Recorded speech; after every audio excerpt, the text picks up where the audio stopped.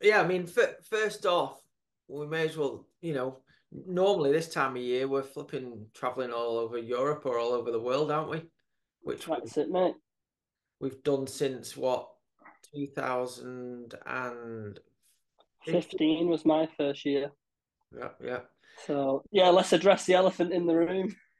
yeah. So, yeah, I mean, no, normally we're cruising all over the place, aren't we? Going from race to Yeah, race. Yeah. we're sat in the Sprintergini with Tomorrowland on, trying to stay awake, driving to the next race, and then we do it all over again. So, yeah, it's definitely been a bit of a different off season, should we call it, or an off year. Yeah. So, No training, no eating well. I just told Paige I've just had a double Big Mac, which is well, you know, well, let's be honest, I ate them anyway. to be fair, you never, I mean, you didn't eat bad, but you never I never embraced the on the Tour avocado. de France diet, were you? No, that was bad, wasn't it? Well, anyway, we can discuss all of that stuff. But first of all, what have you been doing this year? Obviously, we got some news in October that things were probably going to change, and there was no longer going to be a race team for this year.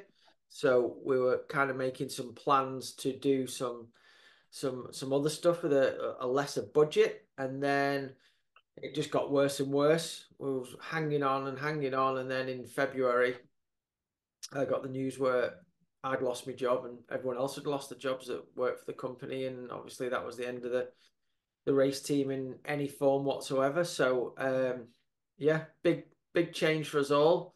Bit of a shock. But what have you been up to since that happened? So obviously got the phone call in November. I had a bit of a rubbish year to say the least. Injuries and anyway, so I had another year left in my deal, and I was proper stoked to get like a good off season under my belt before contract year. It's massive, isn't it? Like any rider or anyone in a job where it's the last year of the contracts. It's quite a lot of pressure. So anyway, so I was like, yeah, ready to perform, and then I got the phone call off you, and God, it was absolutely shocking. I think I cried for 2 days. Oh, it was absolutely terrible. I'm not even over exaggerating. It was literally everything, all I've done since I was 16, and the dream was such. But yeah, the way I looked at it was, all right, a bit crap. So I just applied for every job that I could. I've got bills to pay for and all that stuff. So first job I got was working for Every on the parcels. 6 days a week. I think I did 6 weeks without a day off just to try and make sure I could earn enough money. And Christmas was coming up and all the rest of it, so I didn't ride my bike for ages.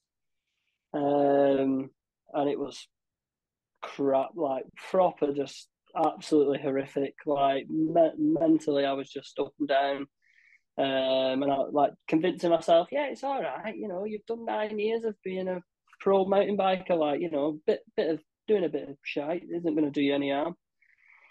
So anyway, yeah, I did that for till February, and like you say, we had a couple of plans in place as such. We're like, oh, this person might be taking over Chain Reaction, so we're going to put this idea forward to them and see what they think. And I was like, yeah, that's cool. We're all taking pay cuts, and I was like, that's fine, like absolutely no problem at all.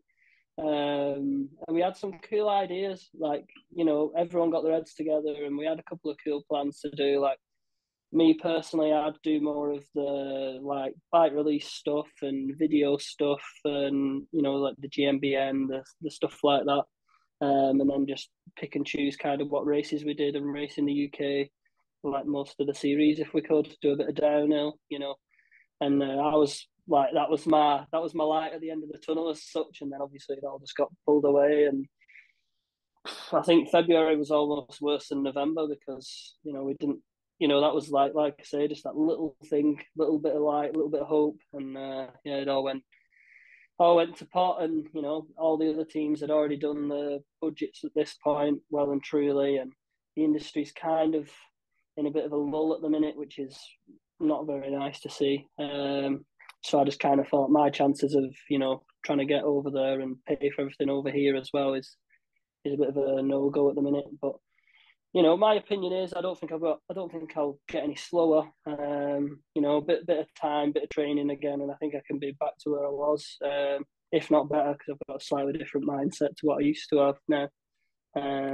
So yeah, I've just been working on the parcels. Recently got a new job, sandblasting water tanks. So I get my weekends back now. So I'm doing 5 days a week. The boys at the company are really nice. They all ride bikes as well, so it's awesome. Yeah, just makes just day to day life just that little bit easier. Which yeah, any of that is a good thing at the minute. So, but yeah, we'll see what comes in the future on that term. And just picked up my new bike frame. Yep, yeah. Big thanks to Brent Foes for sending over a frame for you as well. So yeah, quite excited to see how you get on with that and give us some feedback. I was gonna stick my Foles t-shirt on, but I didn't know if you'd said anything yet. All right. my t-shirt and jumper. I that bike looked absolutely unreal. I picked it up today, and like I say, it's just a raw frame, like alloy. Just looks so sick. Big faux stickers on the side.